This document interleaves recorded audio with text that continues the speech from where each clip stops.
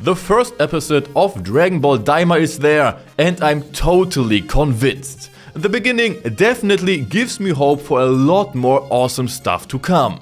You can really feel Akira Toriyama's influence here. Unlike with Super or GT, where he was more of a consultant or helped out with some designs, here he was all in.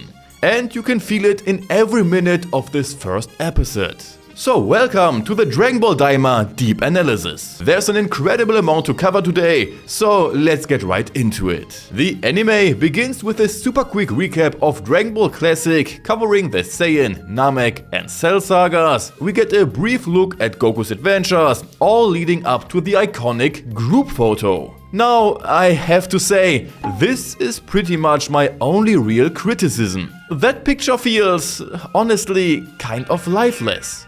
In the first group shot, we see Goku posing with his power pole, but in doing so, he's blocking Chiaotzu and Tien. We also see Gohan, Yamcha and Master Roshi with mountains and clouds in the background. The second group photo is more classic, with Goku in the center, with Yamcha awkwardly placed on the right from our perspective with his short hairstyle, and Gohan now standing in what would have been his spot, and they just could be father and son. Tien, Chiaotzu, Gohan, Trunks, Krillin, Piccolo and Vegeta. The background is a deep red with mountains at the bottom, so they are grounded instead of floating in mid-air. The third picture has even more characters. Goku is standing arm in arm with his son Son Gohan and his wife Chi-Chi. Goten, Trunks, Krillin, Android 18, Bulma, Piccolo and of course Vegeta is also there. Videl being included makes sense, but Sharpener and Eraser are a bit unexpected. Still, everyone's positioned close together, standing on solid ground, which gives the whole scene a cozy, family-like vibe. In Daima, we have got even more characters in the lineup, with Goku once again in the center, Gohan by his side, and I'm especially happy to see characters like Yamcha, Tien, Master Roshi and even Oolong, Pool and Yajirobe making an appearance. Of course, Krillin, Android 18, Maron, Bulma, Chi-Chi, Trunks, Goten, Piccolo and Vegeta are here as well. And this time, Mr. Satan, who helped defeat Kid Buu, gets a spot too. But they are all just kind of floating in empty space. A background or even just some ground would have added so much. And speaking of Buu, where is he? And where are the Kaioshin and Kibito? And if Yajirobe made the cut, why not Kurin? Dende and naturally Mr. Popo should be here as well. Despite the massive lineup, this picture feels emptier and more lifeless than ever. So dry and cold. But don't worry, I have fixed it. Then we get a bit of exposition as the new villains, Goma and Degesu, sit down to watch the Buu saga, which, by the way, is animated insanely well. They are just blown away by Goku and the others' strength and start to wonder if maybe they are actually demons. But that can't be, because, well, they don't have pointy ears. And just like that, we start seeing this idea everywhere. Anyone with pointy ears must be a demon, or at least somehow related to them. We are talking about characters like Pilaf, Mr. Popo, King Kai, and the Kaioshin, even though they are the exact opposite of demons. But nope, apparently they all have to be demons now. Everyone except Majin Buu, because he doesn't have pointy ears. I would actually like it if someone like Pilaf, who resembles Goma the most, especially in behavior, turned out to have some demon ancestry.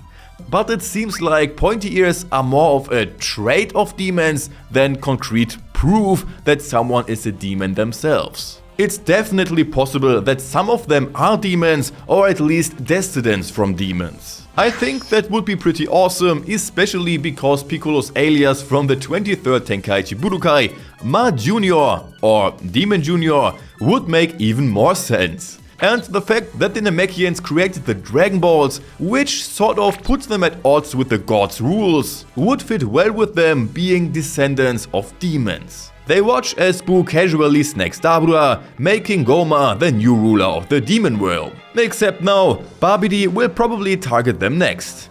Oh wait, he got taken out by Boo first, and then Goku finished off Boo.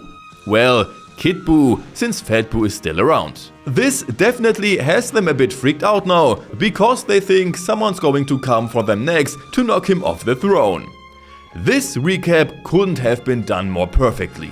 First, it introduces us to the new characters and shows us how the villains are reacting to the situation, which really brings out their personalities and helps us understanding their motivations. We get a clearer picture of why they are going to do what they will do. Plus, they took a full 10 minutes to lay all of this out, which I don't mind at all. The episode is probably 10 minutes longer than usual just because of this, and I think it was worth every second.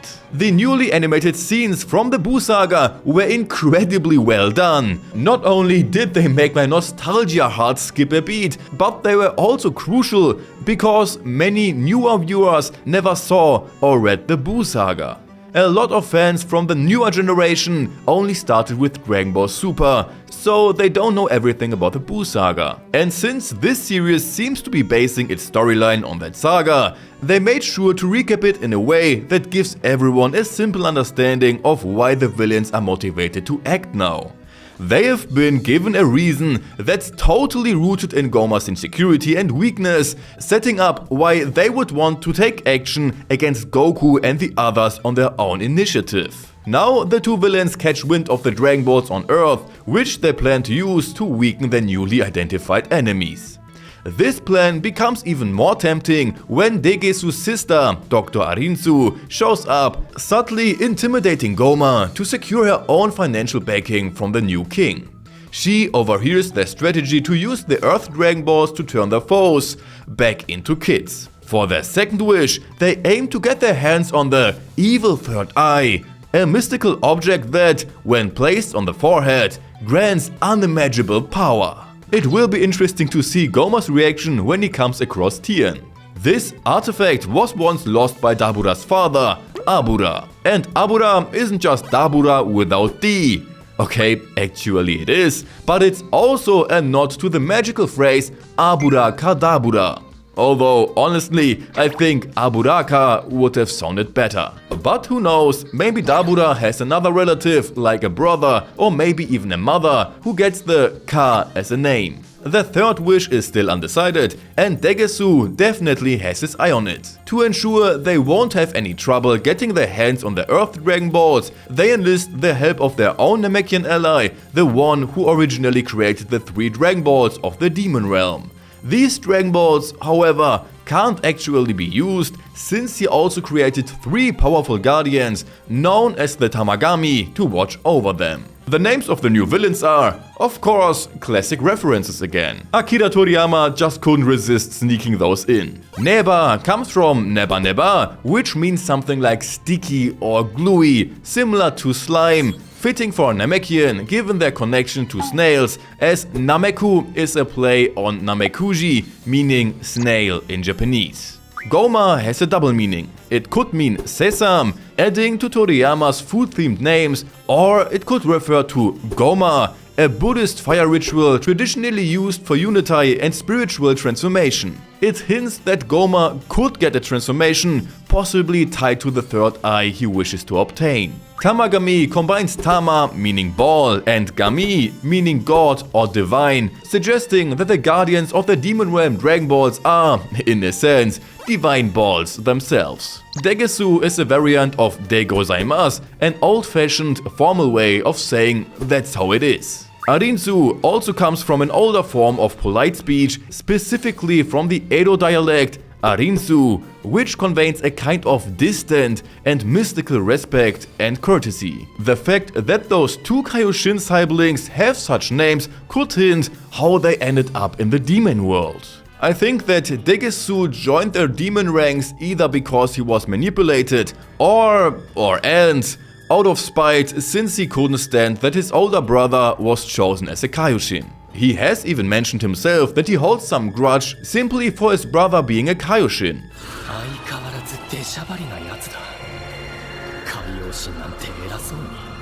As for Arinsu, she's probably there because, as his sister, she can't just sit back and watch him give in to the dark side of power. She's not willing to abandon him so easily. She seems like the clever, mysterious type, while he's more of the humorous one who adapts easily to his surroundings. Goma travels to Earth with Degesu and the smelly neighbor by flying into the mouth of a fish, which spits them out of its other ends, where another fish then takes them further to Earth. Along the way, they learn that Dr. Arinsu has already made her way there. But now, after exactly 20 minutes, we cut to Trunks' 9th birthday, a perfect reason for all the friends to come together again. After 7 years without the Dragon Ball anime, we finally get to see Goku, Vegeta and the others again, and even get to see a brief sparring match between the two, complete with a Gallic Gun vs Kamehameha beam clash. Goku wins it, of course, with his fist. We also learn that Saiyans only experience a growth spurt at around age 15, like Goku at the 23rd Tenkaichi Budokai. The drastic change in Goku's appearance was, of course, to highlight the time skip's impact. A time skip without visible changes wouldn't really feel like a time skip. We did get to watch Gohan grow gradually, but even he only had a noticeable height boost at around 13. Future Trunks looked almost adult-like when he trained with Gohan in the Android Saga, even though he was only 14. So it seems that the growth pattern might be a bit different for Saiyan-human hybrids. The next question gets casually answered here: why Vegito split apart inside Buu but not Gotenks? It turns out that Buu has really a type of gas inside him that negates the magic of the Potara earrings. That's why the time-limited, power-based fusion created by the fusion dance held up, while the Potara magic was neutralized. Kibitoshin actually used this knowledge to experiment on himself and the now good Fat Buu, allowing Kaioshin and Kibito to separate again. But splitting up Kibitoshin to the Kaioshin for this series was essential, since Degesu, his brother and the new villain, needs a direct motivation. Without the Kaioshin around, he would have no one to exact revenge on. This might even be why he wants the last wish from the Dragon Balls. Here's my full theory about the relationships between Degesu, his brother, his sister and Goma. Degesu is jealous of his brother for being appointed Kaioshin, a role he utterly despises because Goma convinced him, based on the pointy ears argument, that he himself is a demon and therefore an enemy of the Kaioshins, making Shin a traitor. This is also the only reason why Goma insists that Goku and Vegeta can't be demons. They don't have pointy ears. Degesu even tried using this argument on Dende, attempting to convince him that they are on the same side, but Goma interrupted, not wanting to risk exposure if the lie was detected.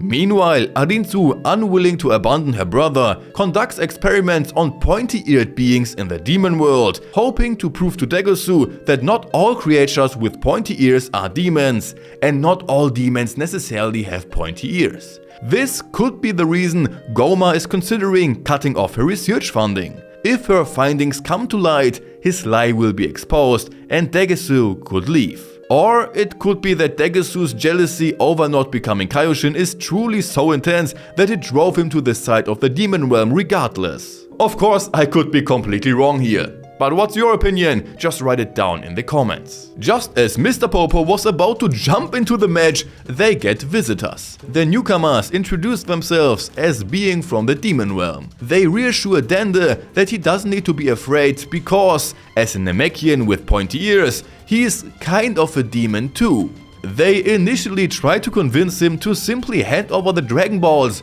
but Dende refuses. So they start explaining, unnecessarily, why they can't use the Dragon Balls from the demon realm again. Noba shows what he's capable of.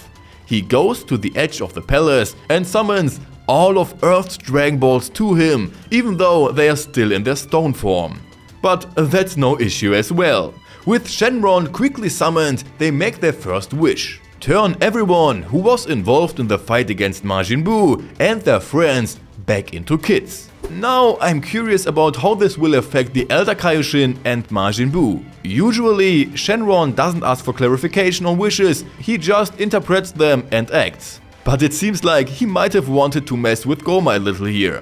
Regardless, the wish is granted, and with that, the first episode ends. An absolutely epic first episode. Killer recap, amazing animation, fantastic storytelling and top-notch humor. All of this has me seriously hyped for more. But there's still one question left unanswered. So what actually counts as canon in Dragon Ball for the events between the defeat of Buu and the final Tenkaichi Budokai? Is it Daima or Super? Quick and painless answer: both. While Dragon Ball Super's story exists in the anime and makes sense within that continuity, Dragon Ball Daima is set in the manga's world. You can see this somewhat in the color choices. In Dragon Ball Super, the colors are more like those in Dragon Ball Z. Piccolo has a blue sash and Kaioshin is blue as well. In Daima, Piccolo's sash is red and Kaioshin is more of a pinkish tone, just like in the manga.